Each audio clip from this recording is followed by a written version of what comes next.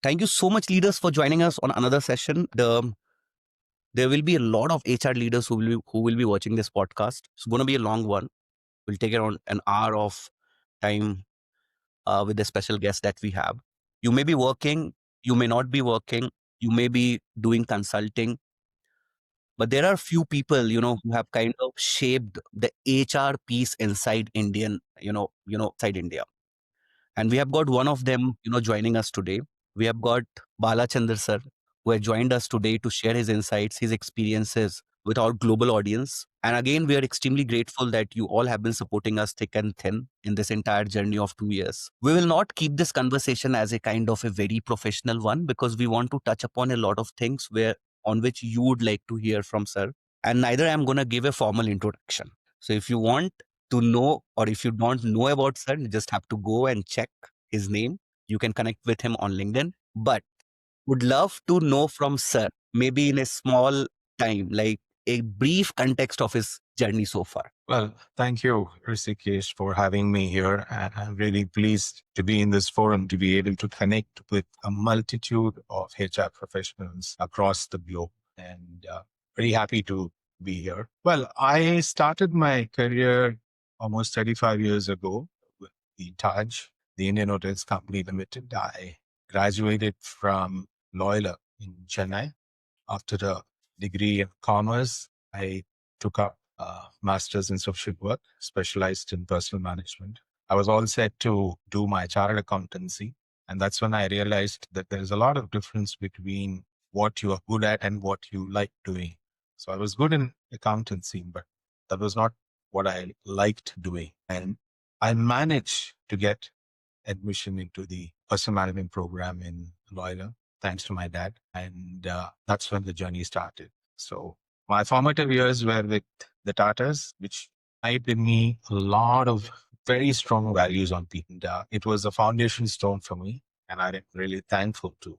And that's when I had this urge to explore outside, because in Taj, I was very much at the south. I was in Bangalore, Chennai, and I said, no, I need to go up north. And that's when I took up this assignment with the then Seagram India Limited, which was probably the one of the first child of liberalized India. They were the first Indian multinational liquor company, 100% owned. And it was quite a challenge to get my family to understand that I'm going to join a liquor company. But there was a company with, again, a very strong value system. When you actually look at it, when you probe into it a little bit, it came with very strong fundamentals, and that's what attracted me to them. Of course, it has now been taken over by Pernod Ricard, and they are a fairly successful organization, still making their mark in India. Spent about 4 years with them, and then a very interesting proposition came up to head HR for the India Today group. At that point in time, India Today was a very fledgling news media company, and they had ideas and they had thoughts, very clear plan to get into electronic media. And I was fortunate enough to be part of the journey which built Archtak and then later the English channel. So it was very, very interesting to work with journalists, very, very interesting to work with people who actually make an opinion and actually sometimes drive the national agenda. So it was a very interesting, again, 3 to 4 year period with the India Today Group. I was the first head of HR. And in my time, India Today really grew in terms of multimedia. Yes. Later, which I chose to move into FMCG because that was an area and space that I hadn't worked in. And I had a very interesting opportunity with the Aditya Birla Group. And I joined Madura Garments, which the owners of brands like Louis Philippe, Vanues, and Alan Sogny, Peter England.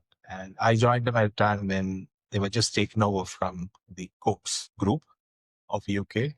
And it was the first acquisition of the Aditya Birla Group. And I'm talking about 2002. And I joined them as head of HR for Madura Garments. And I was very fortunate to grow into multiple businesses because the group was really, really growing fast. Even today, it's a group one has to reckon with in terms of the size and scale that they have been able to achieve. So when I joined the garments business, but gradually moved on to the textile business. And from there on to the in businesses of spinning and fiber. And when I signed off, which was in 2012, almost close to 10 years, I was heading HR for the entire textile, apparel, spinning, and fabric, vertical. Again, worked with multiple geographies, multiple cultures, different sets of leaders coming from different age groups. Madura Garments was a very young, very vibrant organization full of designers, full of people with, buzzing ideas and fancy ideas. And then you have the spinning masters who have spent 30, 40 years in an organization. So it was a very multitude of experiences that I had, dealing with different layers and different sets of people. But it was, again, a great journey. I had to come back home. So Chennai was home. And that's when I was fortunate to get a role in Ashok Leyland as head of HR. And I jumped at that opportunity. Came here in 2012. Again, it's been a great journey with Ashok Leyland and an organization with very quiet strengths, an organization with very, very solid backing and background, very, very strong fundamentals, a very high technology company.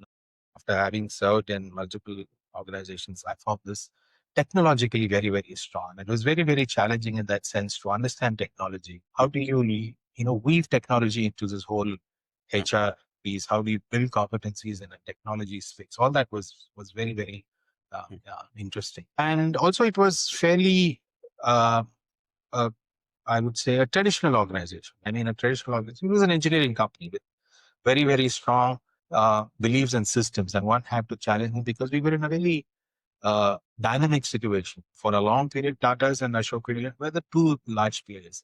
And that's when suddenly in 2003, 2004, the whole system opened up and you had a host of international players who were coming in. There was Volvo, there was MAN, then there was a lot of Chinese people who was wanting to come. So the space was very, very different. And it was a challenging period for us. And I have been fortunate to be in that process where we transition Ashok Leyland from a very, very strong engineering organization into an organization which is able to transcend across different cultures, different borders, different product lines, different technology lines. And today it's probably a formidable player in the commercial vehicle segment. So this whole journey of transitioning Ashok Leyland from a very, very state standard engineering organization to a technology conglomerate, which is looking at the consumer at the core of its operations. We moved it from a technology organization to a mobility organization, an organization which provides mobility solutions rather than manufacture buses and trucks. Sir, we'll go back to your childhood. So, what was your childhood like? Was it like typical middle class kind where, parents told you to do something which everybody was doing in the society? And so, we want to understand about your childhood if you could remember some few experiences of your past and also how those experiences shape your worldview. Certainly a typical middle class upbringing. Dad was in the government service. Mom used to be teaching.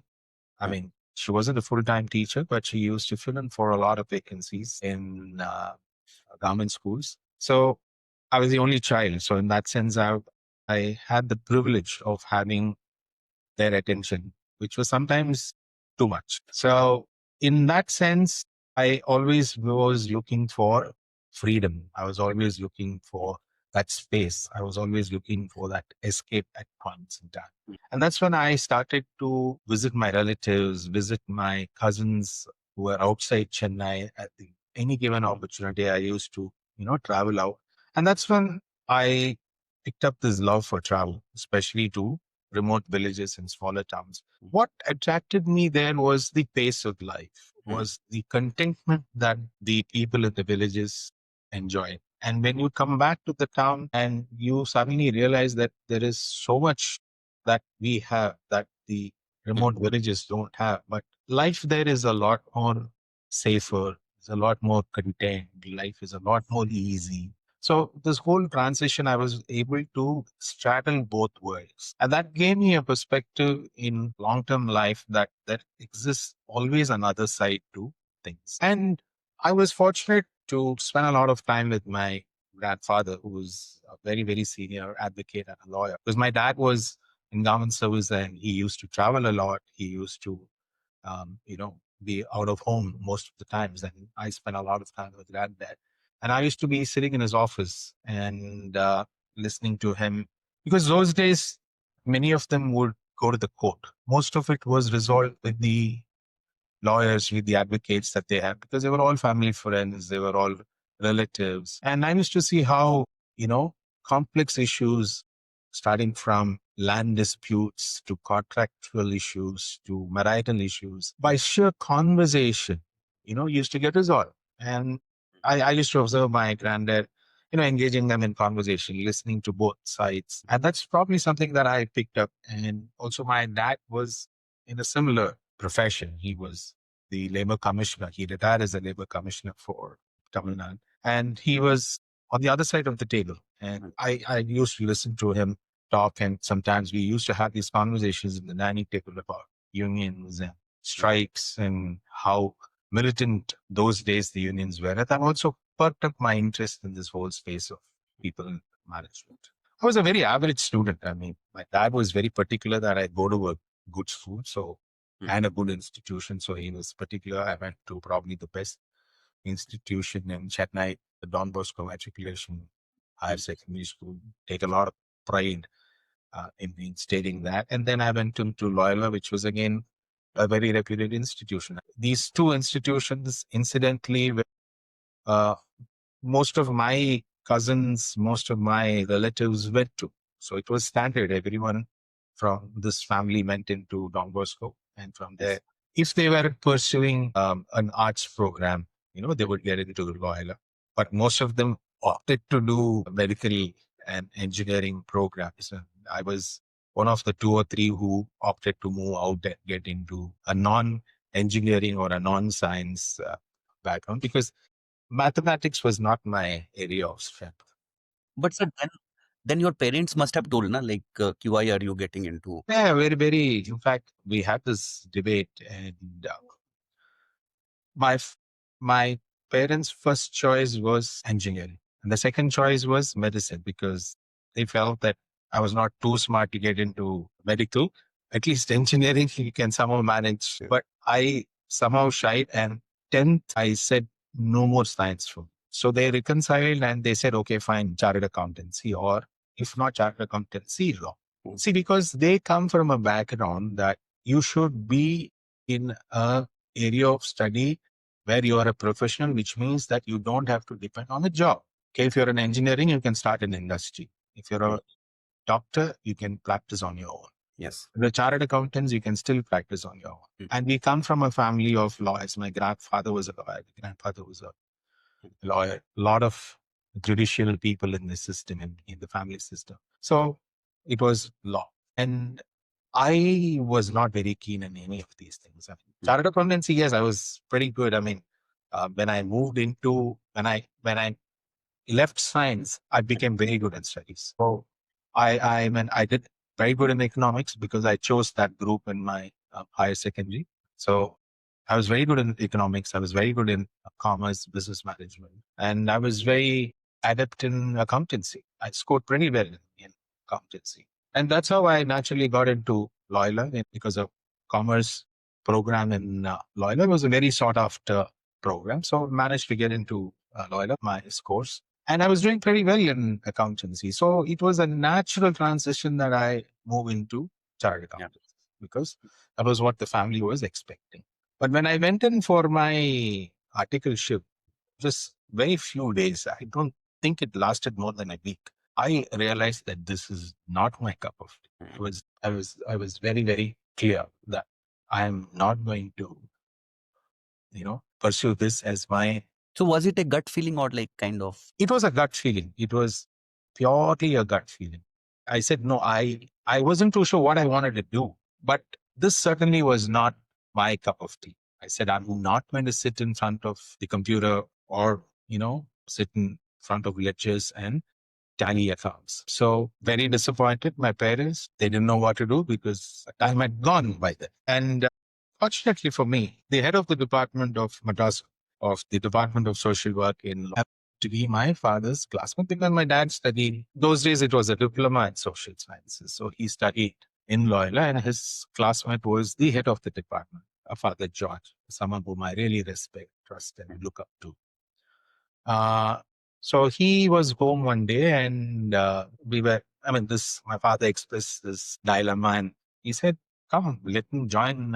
So I said, fine. Something away from chartered accountancy was what I was looking for. And that's when I said, okay, fine. Social work sounds nice. It's about managing people. So I went in and I enrolled myself. And I did exceedingly well because it was something that I was fond of or I grew fond of. And I was also good at it. So I taught the institute and there it started my career.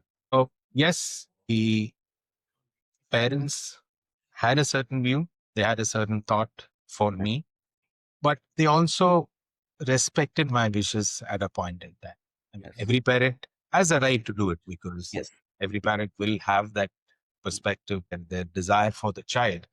But I was fortunate that my parents also respected and saw my point of view and allowed me to pursue. And to be fair to them, I think I did well in my studies as well as in managing to build a career for myself. So it's been a happy journey from that sense. But if I were to look at it from the family perspective, two or three value systems that I carry on into my life is my mother used to always talk about uh, three things: honesty, integrity, and commitment.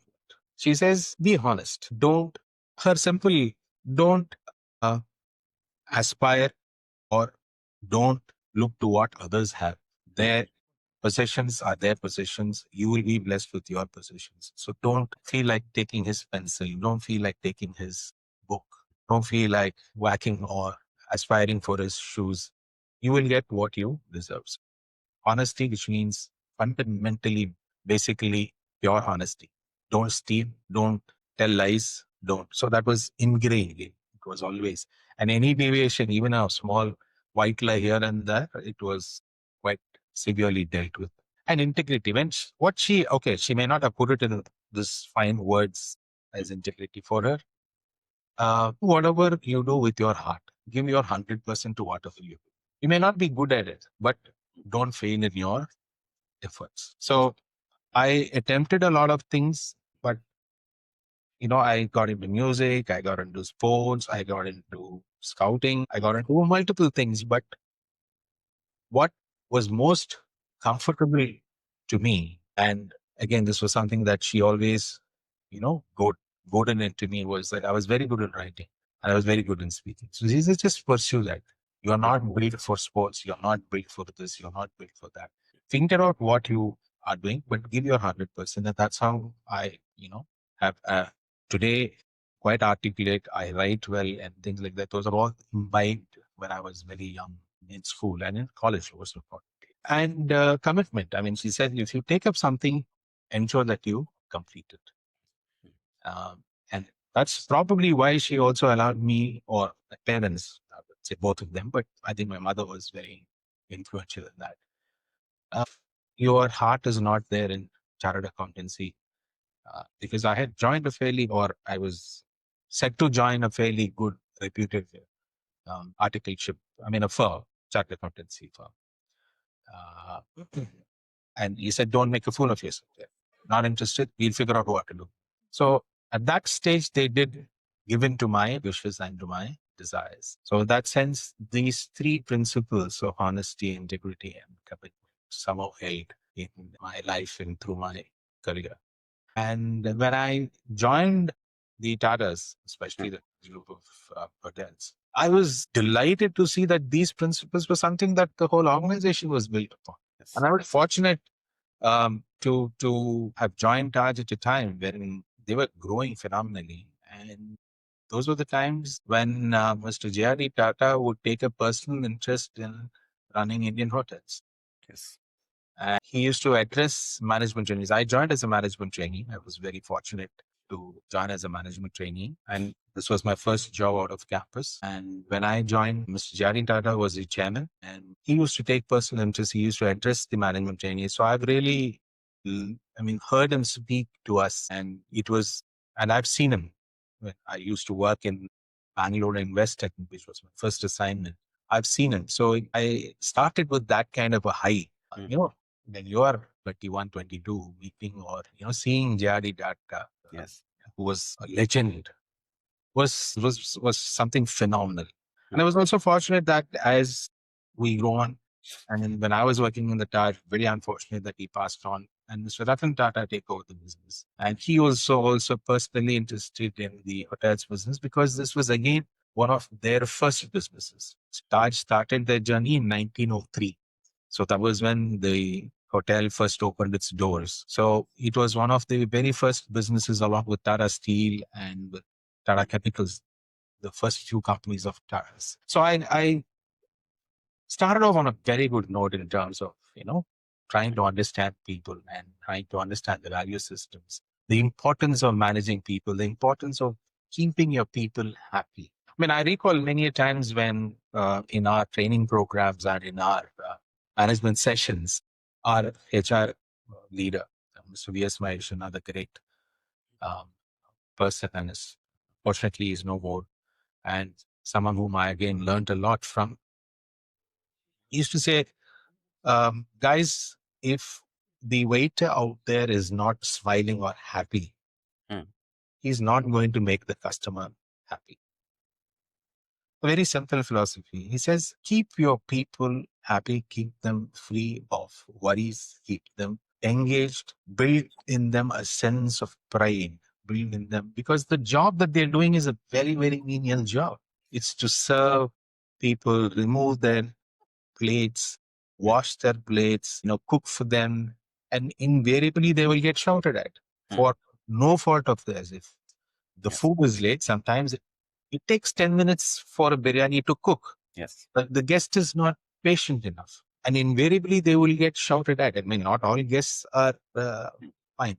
At that moment of stress and pressure, in an unsupervised environment, the waiter has to be smiling and yet provide great service. So he says, put yourself in the shoes of the waiter, put yourself in the shoes of the person who's going to serve, and ensure that when he comes into of that situation, when he comes into the restroom, when he comes into the, give him the best. Ensure that your people are happy, give them very little to worry about. Ensure that they take great pride in what they're doing. You will have a happy set of, and a happy set of employees means a happy set of customers. So my ability to relate to this in terms of, ensuring that people are committed, are, proud about what they're doing, of your battle is one. So, do you have both your parents still with you? I lost my mother just after COVID. My Mm. dad is 95, 94, Mm. and I stayed with him. So, people usually say that you start missing your dad when he's no more. I would agree. I would tend to agree because I have a lot of my friends my classmates who, relate to what you're saying. I mean, once the pen's gone, once what I would say is, once they're not there, that's Mm. when you tend to, oh, he would have said this. Yes. He may have reacted this way. In fact, I had one colleague of mine who walked up to me Mm. and he lost his dad Mm. recently, and he walked up to me and he said, This is the first time when I go home or when I leave Mm. for office in the morning, there is no one to ask, have you had your meal? So it's a very touching thing. You don't realize it when, in fact, when they ask you, you sometimes feel a bit Mm. frustrated. Why is Yes. he asking me at this age? But Yes. he was, I mean, he was my age. I mean, okay, I'm talking about 3, 4 years ago. He was 58. He Mm. was close to retirement, and he mentioned this to me. So I found that to be very, very profound. It's Yes. and yes, I do miss my mom, but uh, the very fact that I am now taking care of my dad gives that sense of completeness in terms of. So I'm filling in that gap which my mother used to lose. And I've been blessed in that sense that I'm able to stay with him because I consciously came back to Chennai to spend my last years Mm. with them. Otherwise, for almost 25 years of my career, almost Mm. 20, 23, 24 years of my career, I was outside Chennai. being the only child, it gives you that much of additional responsibility to. But yes, I don't regret even of Sir, I think dads are the only creature in this world to whom I can call, I can fight, and tomorrow I can tell sorry, and and then sometimes he you will. don't have to say sorry also. Ha, you don't have to tell sorry also, and they will realize that. They will tell that I know you were thinking like this, and so Precisely. Completely non-judgmental. yes, So great relationships, sir. Like and I feel India is a great country, sir, because still we we live close to our parents, and that relationship is still intact. 100%. And that is something that uh, me and my wife have also encouraged with our children. I said, yes, you will have your space, but Mm. please note that family is paramount. Yes. And even today, as a family unit, we meet together whenever we possible because they all have their own respective lives and journeys to continue. And today, I guess they live in a far more challenging world than we were. So whenever possible, we make it a point to meet as a family, spend about a week or so, and you know, appreciate each other, respect each other, enjoy each other's company. Touch wood, it's been a good journey. Sir, and why do you say that, this is a more challenging world as compared to what it was? Well, today one factor is competition is very intense. The sheer uh, number of people who have completed formal education, who completed higher education, college education has increased. Those who are coming into the mainstream, that has increased. And jobs have also become very compartmentalized. It was not like before. When I mean compartmentalized, you have a certain technology set of workers who are very, very transactional, who do a certain type of work, and they are in huge numbers. And there is intense competition in that space. Then you have this whole competitive space of MBAs and engineers coming into the field force, and they form a very, very unique and a very, very different set of people. And getting into that space, which is sometimes the most sought after, is again very, very competitive. And then you have the professionals, the doctors and lawyers and the chartered accountancy. Again, that space has become very, very crowded. So while the canvas has widened because you today have multiple career choices in each career field, because of the sheer number of formally educated people coming into the workforce, space has become a challenge. So you have to fight for your Mm. space. Now, once you fight for your space, you have to also fight to retain it. See, when I joined the Taj, it never even occurred to me that I could lose my job. Till almost, I mean, probably my entire career, I never had the pressure that I could lose my job. Yes, I Yes. know that if I screw up badly, I would, but not because there is something else that is happening. There is a takeover from another organization or this technology space has shifted. This has all happened in the last 10 to 15 years. This Yeah. is this tectonic change in technology, which can just throw off an entire set of people. And now with this whole machine learning and AI coming into this space, how it is going to overtake jobs and how you need to be really smart enough to move on to the next skill that you have to pick up. So they are facing multiple challenges. It has become overcrowded. Well educated people have overtaken the world. Number two, you got to fight for your space. Jobs are no more a guarantee. Yes. You got to constantly be at it. And they are facing rapid technology changes that we have never faced. And to top it all, today the world has become a much smaller space. Anything that happens in the US, you're feeling the pinch. China changes their pattern of taxation. It's reflecting in your costs. Especially this generation today, they are not living in joint families or in situations where they have close proximity to family. Hmm. They are in fairly independent and nuclear situations. While there is a lot of freedom and there's a lot of independence that they are building, the the cultural comfort that our generation had with the family as a supporting background is not there anymore. I mean, it is there, but it is very distant. And while technology is helping to fill that gap, today my second son is based in Australia, and we talked to him over FaceTime. You really don't feel, you really don't miss it much. But the fact remains that at times there is loneliness. Yes. There is that feeling of, that I'm not around or he is not around is there. But they face it a lot more. And probably they are doesn't talk about this, but Yes. you can sense it if you are, dispassionate about it. You can sense that their pressures, the pressure points that they are facing are far, far different to what you would have gone through or you would have experienced. And the support systems that we had, they probably don't have it in the same intensity as we had. So that's how that's my reading of the situation. When we go back to your early career, if you could think of any professional setback that you had, but that later became a lesson that you use still today. Oh, lots. I mean, lots of learnings that I can talk about.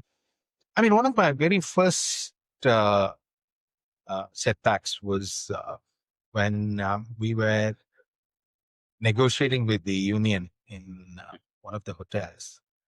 And there was a very unique situation where I was approached by one of a very senior employee. I mean, I was all of 23, 24 at that point. An employee who was almost like 50, 52.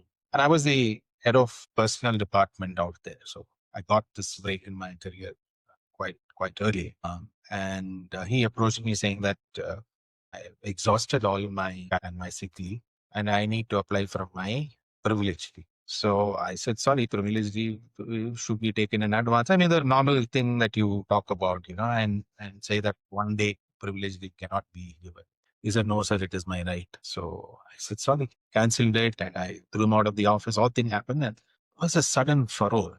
People gathered outside my room. And then I had a very, very senior and very respectable union leader by name Mr. Anthony Pillai, a very calm gentleman, and I learnt a lot from him. So he called me and he approached, and he was, I mean, very respectful. He used to call me Mr. Bala, and he was at that point in time almost 80. I'm talking of me being in the 24, 23, 24 age group. The employee concern was about 52, 53. This gentleman was almost 80 at that point in time. So he called me and he said, I understand. I remember the name. Mr. Claudius is the name of the employee. I understand Mr. Claudius has approached you for privilege leave of one day and you have rejected it. I said, yes, the department has referred it to me and how can privilege leave be taken in one single day? He said, as professional and as a head of HR, I think it is one of your first duties to understand and read the standing orders. Now, I know what the standing orders was said about it, but I didn't know. So I said, Mr. Pillai, I let me go through it. And there was a clause there which said that if you've exhausted whatever leave, you can, on 3 occasions in a year, avail of privilege leave on a single day basis and on an emergency. It was something that they had agreed on, and you wouldn't, you go by a standard framework. And that was the one lesson that in every situation, the cards dealt with you are different. You need to read your cards well. So whenever I now move into a new organization or something, I look at the blue book. So what are the subtle nuances that are different from your normal standards? And that has helped me a lot in terms of understanding. And, once you understand and once you are able to appreciate your life also becomes easier, and you don't create unnecessary, unwanted friction. So this was one very powerful lesson. I said, need to be humble, need to be sensitive. The couple of other instances, especially in Taj. Again, this comes from age. Yes. It was a constant and a chronic absentee, and we had multiple counseling sessions. I mean, we had done the entire bit. We've given him 3 notices and 3 warnings. That other routine processes which happened. He was incorrigible. And at one point in time, the entire he was in the kitchen. So they gave up and he said, no, please do something about it. We had an inquiry. Inquiry also proved whatever it was. And then I took the decision of terminating his services. So my first Josh, want to terminate someone. The union was up in arms and they were all outside my room. But I said sorry and I handed over the letter. It was posted in the notice board. All that thing happened there. I mean, I'm talking about 25 years. And it was so unfortunate that in a week's time, he committed suicide. That shook me. I mean, imagine, I mean, an employee whom you have sacked is suddenly passed on. And it took a couple of days for it to sink in me as to what I have done. Have I done anything wrong? And unfortunately, I mean, I ran to my boss, my functional boss. He was in Bangalore, a very fine gentleman, HM directed to him. He said, "No, you have done whatever is right." That's when he introduced me to the Bhagavad Gita. Mm. Yes. Can you show this that, sir, so that we can also help our audience to start reading that? So fancy copy also. Yes, this is the digital one, na, sir? No, this gives it in small clips. Ah, got it. What is the name of that book, sir, which gives It's us? the Bhagavad Gita. Okay, it's Bhagavad Gita. It's Bhagavad Gita. It's by Vedic Cosmos. It's just one book which you can, it's for easy for reading. Got it. Very easy for reading. Small verses like. Yes, but what happens is whenever you're in doubt or whenever you find it challenging, this gives perspective. This gives, and he was the one who introduced me to this one, and also the other book which I constantly keep reading or and follow some of the principles is the Arthashastra. It talks about management principles in a far more mature manner than most management textbooks. Anyway, that aside, so he did mention to me, and I said, okay, fine, and I gave back.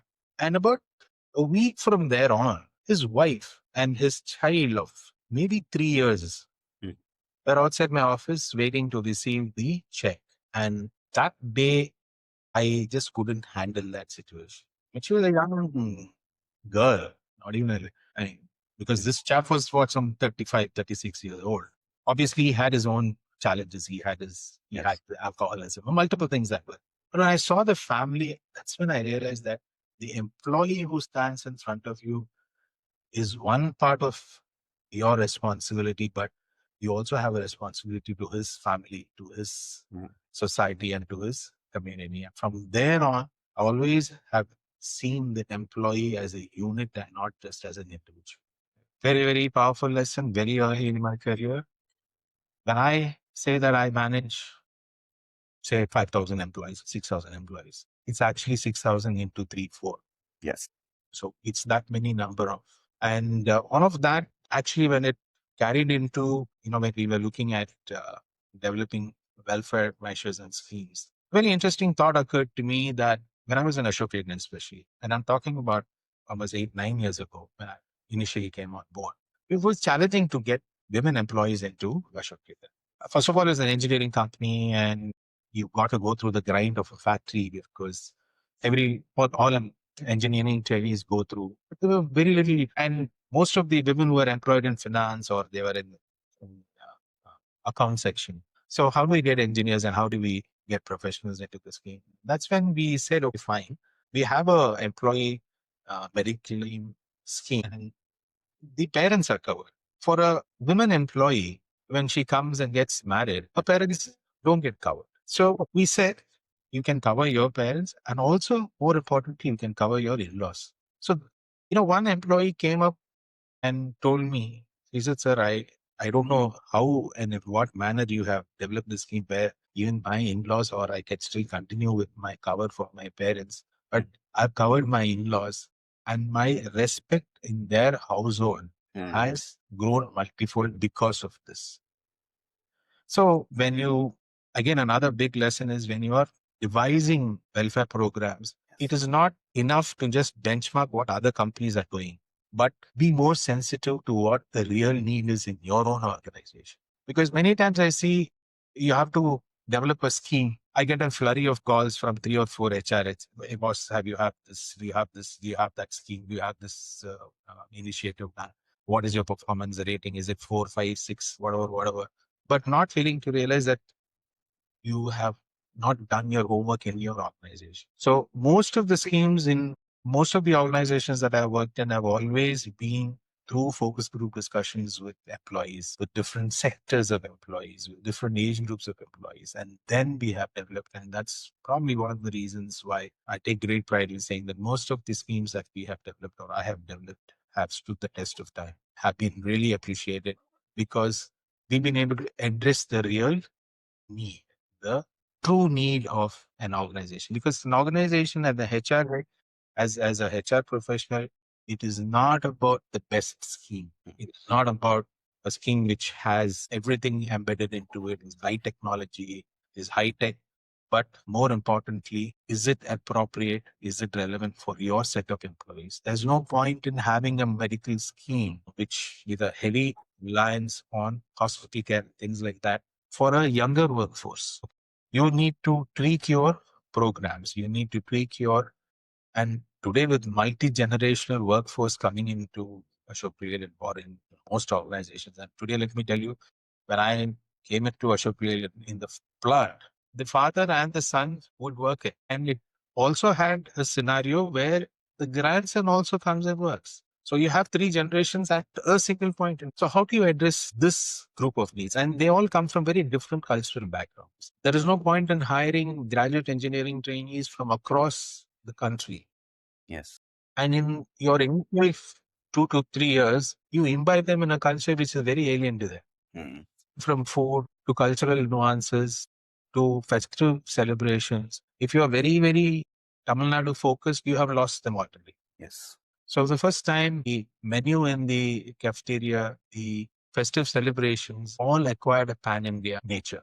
So these are the little things where as a HR head, you'll be able to bring in the influence because you're probably the only one who in the organization can look at it dispassionately and from outside the people. You're not too many. So the role as I see it as a HR professional and as someone who is responsible for the function of HR is much beyond the business. Yes, it is important. You've got to be a business partner. You need to understand what are the competencies required. You need to understand how do you, develop your succession plan? How do you develop your leadership pipeline? It's all important. But beyond that, how do you get your people engaged? How do you ensure that their comfort and their basic needs are taken care of? And that when they come into the workspace, their mind is focused on work. So you have a much wider scope that you have to cover to ensure that they all come in, they stay committed, and they stay at the workplace. So it's important. Sir, we see the kind of HR leadership that is there in these kind of companies in which you have worked.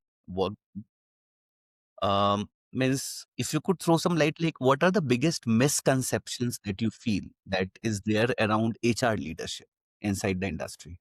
Of HR leaders, Yes. well, for a long time, and I am very glad to say that it is changing now.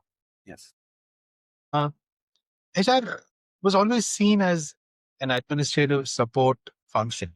It was always seen as a function which would do all things which not all others would do. But that is changing. I mean, thanks to a lot of young HR professionals who have really made their mark, who have really been able to bring about that influence. But when leaders still look at two or three things, when HR is, or when the whole aspect of people management is seen only as an HR job or only as a HR responsibility, I've seen HR initiatives fail. So the misconception that if it has to do anything with people, it is HR responsibility is a disaster. Right. Number two, developing people and developing leaders is again, or succession plan for that matter, is not a HR job. Unfortunately, it is seen that if someone requires training, send them to HR. Again, it is the responsibility of the individual, number one, and number two, of the supervisor or the boss that he is working with to identify where is that particular gap and what is it that we need to, and work with HR as a partner to be able to bring about that change. And the other misconception is any tough messages or any negative messages, conflict has to be managed only by HR. So any difficult employee, what happens is ask them to go see HR. Now, HR won't know the context. HR won't know what happened. Mm. And to be able to bring in a solution without sufficient data points becomes very difficult. And that is where sometimes HR, fails. So the misconception or the fundamental misconception is to believe or is to think that anything to do with people is HR responsibility. HR or the function of HR is to be able to bring in people, bring in a certain set of perspectives, orient the employee, but it is for the organization leadership and it's for the organization to be able to nurture them as strong professionals and leaders of the future. So HR is actually, or people management is actually the job of everyone at the organization, is what I very strongly believe. And since I think we are running out of time, so I will take up a very interesting question. There's a lot has been talked about work-life balance, Mhm. 70-hour work week. Also, there are talks around 4 days work weeks. So, how do you define work-life balance? And has the definition changed? I've always believed, and in most of the organizations that I've, shared this perspective, there's nothing called work-life balance. Okay. It is a work-life transition. I mean, we are not uh, machines. We are not robots to switch off the home situation when you come into work. And you cannot be the reverse when you go home, you completely switch off Mm. the work part of it. You, as an individual and as a professional, you're constantly working. You're also taking care of your family. You're also taking care of your society. You also have certain community responsibility. So you are someone who wears many hats. So to me, there is nothing called a work-life balance. It is Mm. always a work-life transition. And I wouldn't measure someone's performance or someone's excellence by the number of hours that they put into the system. You can be there for 8 hours and physically not be, I mean, physically be present, but mentally be completely off somewhere. At the same time, when you get back home, when you're playing with your child, or when you're conversing with your family, with your spouse, you can be very switched off. Yes. And both are disaster situations. So I think organizations going forward will have to accept this and ensure that delivery and outcomes are measured, deliveries and outcomes are appreciated more than the physical presence of the individual in an organization. But yes, of course, I am not taking away the fact that they have to be present in a team situation, they have to be present in office, and especially in the shop floor. You cannot just not be there. But having said that, many jobs which are corporate jobs, I would encourage the managers to focus on the outcome. How is he delivering the outcome? Is he engaging the team? Is there bonhomie in the system? Is there a sense of bonding in the team? This is what one needs to focus on. And I don't very again strongly believe in this family day and Yes. this happiness day and things like that. It has, you have to be happy every day. What is this single day called happiness day? Yes. What is a single day called safety month? And Yes. otherwise, do you not have to be safe?